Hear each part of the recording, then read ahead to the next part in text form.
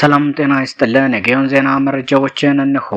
እንጅባራ ዙሪያ ታላቅ ድል ተገኝቷል። የአማራ ፋኖ ብሔራዊ ንቅናቄ ቴዎድሮስ እዝ 105ኛ ኮር 44ኛ ክፍለ ጦር አድማ ብተና አዛዡን ጨምሮ 68 የጠላት ጥምር ጦር ሚኒሻ፣ አድማ ብተና፣ መከላከያ፣ ፖሊስ በማስወገድ ታላቅ ድል ተቀዳጅተዋል። ከቲሊና ከእንጅባራ ከተማ በመነሳት ወደ ሮቡ ገበያ እየተመመ የነበረው የጠላት ሰራዊት የንጹሃንን ቤት እየሰበረ እየፈተሸ ከፍተኛ ዝርፊያ እየፈጸመ ባለበት ወቅት በ44ኛ ክፍለ ጦር ወጥመድ ውስጥ ዘው ብሎ ገብተዋል። በዚህ ንቅንቅ 44ኛ ክፍለ ጦር 2 ብሬን 55 ክላሽ 3 መገናኛ ሬዲዮ ከ5000 በላይ የክላሽ ተተኳሽ 3000 የብሬን ተተኳሽ 2 አስቃጥላይ ድሽቃ ጥይት 5 መከላከያና 2 አድማ ብተና ተማርኳል። በተያያዘም አፋብን ጎንደር ጠቅላይ ግዛት እዝ በላይ እዝ ሜጀር ጀነራል ባንታ አባተ አንደኛ ኮር ጉና ክፍለ ጦር ባለፉት 24 ሰዓታት ውስጥ ከስማዳ እስከ ወለላ ባህር ባደረጉት ንቅንቅ ታላቅ ድል ተገኝቷል። በርካታ ወታደራዊ መኮንኖችም ተገድለዋል፣ ተማርከዋል። የጠላት ኃይል አንድ ሻለቃ ሙሉ በሙሉ በተደመሰሰበት በዚህ ውጊያ ከተገደሉት መካከል 50 አለቃ ተክሌ የተባለ ሻለቃ መሪ፣ 100 አለቃ ጌታውን ተስፋ የተባለ ሻምበል መሪ፣ 50 አለቃ አፓሳ የተባለ ሻምበል መሪ እና 50 አለቃ ቡፊያ የተባለ ዲሽቃ ተኳሽ ይገኙበታል። ከ17 ሰዓት በላይ በወሰደው በዚያ ወደ ውጊያ ዲሽቃ፣ ብሬን፣ ስናይፐር፣ ክላሽንኮቭ በርካታ ተኳሽና ወታደራዊ ቁሳቁስ መማረክ ተችሏል። በዚህ መሰረት 106 ክላሽንኮቭ፣ 4 ብሬን፣ 2 ስናይፐር፣ 1 ባለ ክሻፋ ዲሽቃ ከነሽንሽሉ፣ 1 ፓትሮል ተተኳሽ፣ 2 መኪና፣ ወታደራዊ ቁሳቁስና ሌሎች ቁሳቁሶች ተማርከዋል። 50 አለቃ ወንደሰን ሀብታሙ፣ 50 አለቃ ከማል ከድር የተባሉ ወታደራዊ መኮንኖችን ጨምሮ 83 የመከላከያ አባላት ተማርከዋል። የ206ኛ ኮር ቡድን እንዲሁ በደብረ ማርቆስ ከተማ ከቀኑ 7 ሰዓት በፈጸመው ኦፕሬሽን የምስራቅ ጎጃም ነባር ካድሬዎች የሚጠቀሙበት ሰሌዳ ቁጥር 4029116 መኪና ተማርኳል። መንፈስ የሆነው የ206ኛ ኮር አዳይ ቡድን በደብረ ማርቆስ ከተማ እጅግ ጠንካራ ግዳጆችን የፈጸመ ሲሆን በዚህም ዕለት ከጠላት መዳፍ መኪና ማርኮ ከደብረ ማርቆስ ከተማ ይዞ መውጣቱ ታውቋል። የ206ኛ ኮር አዳይ ቡድን ከታህሳስ 24 2018 እስከ ሚያዝያ 29 2018 ዓ.ም የተሳካ ኦፕሬሽን በመፈጸም ድል አስመዝግቧል። በዚህም ደብረ ማርቆስ፣ ሉማሜ፣ ቁይ፣ ደብረ ኤልያስ፣ ጎዛመን፣ ደጀን ከተሞች ላይ 41 የተሳካ የቦምብ ጥቃት በመፈጸም 168 የጠላት ኃይል ሲደመሰስ 105 የሚሆኑት ከባድ ቁስለኛ ሲሆኑ ከ273 የጠላት ኃይል ላይ ጉዳት ማድረስ ተችሏል።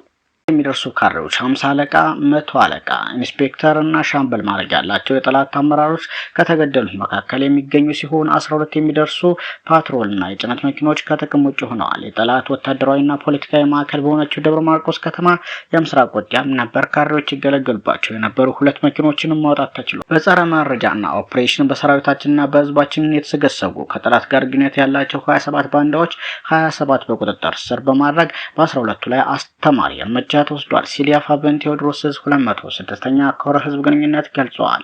ይህ በእንዲህ እንዳለ ፖሊስ ከፋኖ ታጣቂዎች እንዲሁም ከኤርትራ ከሱዳን ጀነራሎች ጋር ግንኙነት በመፍጠር በአዲስ አበባ የሽብር ጥቃት ለመፈጸም አቅደዋል በተባሉ 11 ተጠርጣሪዎች ላይ ተጨማሪ የምርመራ ጊዜ ጠየቀ። ዋዜማ እንዳለችው ከሆነ ሚያዝያ 26 ቀን በፌዴራል ከፍተኛ ፍርድ ቤት ልደታ ምድብ ችሎት የቀረቡት ጀነራል አስናቀው ሲሳይ ይመሩታል የተባለው የኢትዮጵያ ቃል ኪዳን ድርጅት የተባለ ህገ ወጥ አደረጃጀት አባል ናቸው በተባሉ ተጠርጣሪዎች ላይ ምርመራ እያደረገ መሆኑን ያስረዳል። ጀነራል አስናቀው አብርሃም መሐመድ፣ አያሌ ሞላና ቀሲስ ክንዳለ ማሻገርን ጨምሮ 11 ተጠርጣሪዎች የሚገኙበት ቡድኑ አዲስ አበባን በ4 ወታደራዊ ቀጠናዎች በመከፋፈልና ከታጣቂዎች ጋር በመቀናጀት ለከተማ ውጊያ ሲዘጋጁ እንደነበር በሰነዱ ላይ ተጠቅሷልን ብለዋል። ፍርድ ቤቱ የፖሊስን ምርመራ ውጤት መርምሮ ትዕዛዝ ለመስጠት ለግንቦት 3 ቀን ተለዋጭ ቀጠሮ ሰጥቷል።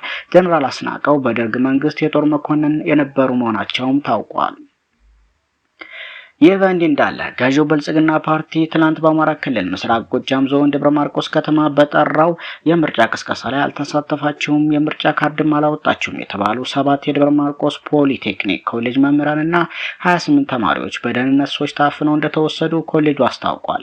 ኮሌጁ ዛሬ በማህበራዊ ትስስር ገጹ ባወጣው መግለጫ ባለፉት 30 ቀናት የኮሌጁ ተማሪዎች፣ መምህራንና የአስተዳደር ሰራተኞች በግዳጅ ከ5 እስከ 7 የሚደርስ የምርጫ ካርድ በተለያየ ሰዎች ስም እንዲያወጡ እንደተገደዱ ድርጊቱን በመቃወም ለሚመለከተው አካላት አቤቱታ ማቅረቡንም ገልጿል። የኮሌጁ አስተዳደር የምርጫ ካርድ የወሰዱና ያልወሰዱ መምህራን፣ ሰራተኞችና ተማሪዎች ለይቶ ሪፖርት እንዲያቀርብ በደብዳቤ በተደጋጋሚ እንደተጠየቀና ኮሌጁ በምርጫ ሂደት በቀጥታ እንዲሳተፍ እየተገደደ መሆኑን የኮሌጁ መግለጫ ወስቷል። ኮሌጁ ያለአግባብ በቁጥጥር ስር የዋሉ የኮሌጁ መምህራንና ተማሪዎች በአስቸኳይ እንዲለቀቁም ጠይቀዋል።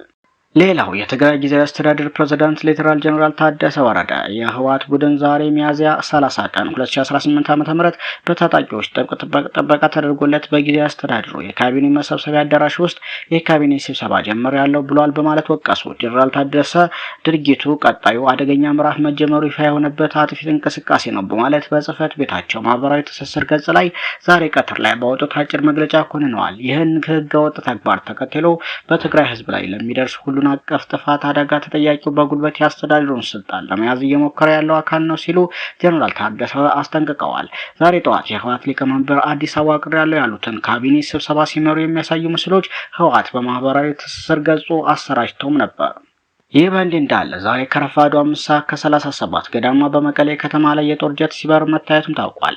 በከተማዋ ላይ የጦር ጀት ሲበር በተያዘው ሳምንት ውስጥ የዛሬ ሁለተኛ ጊዜ መሆኑም ታውቋል። የጦር ጀቱ በከተማዋ ላይ በድጋሚ መታየቱ ነዋሪዎቹ ስጋት ላይ እንደጣለ የክልሉ መረጃዎች ያመለክታሉ።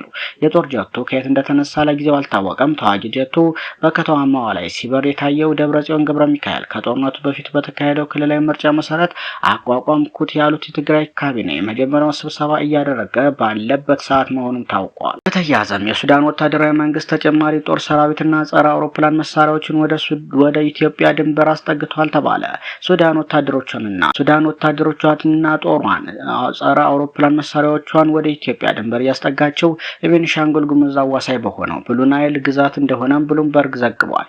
የሱዳን ጦር ሰራዊት ጀነራል ዛፊር ኡመር በአካባቢው አዲስ እንቅስቃሴ አለ በማለት እንደነገሩት የዜና ምንጩ ጠቅሷል። የሱዳን መንግስት የአማራ ክልል አዋሳኝ በሆነውና ገዳሪፍ ግዛት ውስጥ በሚገኙት ጋላባት እንዲሁም ከኢትዮጵያ ጋር በምትወዘጋገብበት አልፋሽጋ በተባለው አካባቢ በብዛት ወታደሮችን እያሰፈረ መሆኑን የዘገበው ደግሞ ሱዳን ትሪቡን ጋዜጣ ነው። የሱዳን ወታደራዊ መንግስት ይህን እርምጃ የወሰደው ከባህር ዳር የተነሳ የኤሚሬቶች ድሮን በካርቱም አውሮፕላን ማረፊያ ላይ ጥቃት ፈጽሟል በማለት በከሰሰ ማግስት ነው። ሰሞነኛ መረጃዎች እነኝን ይመስሉ ነበር።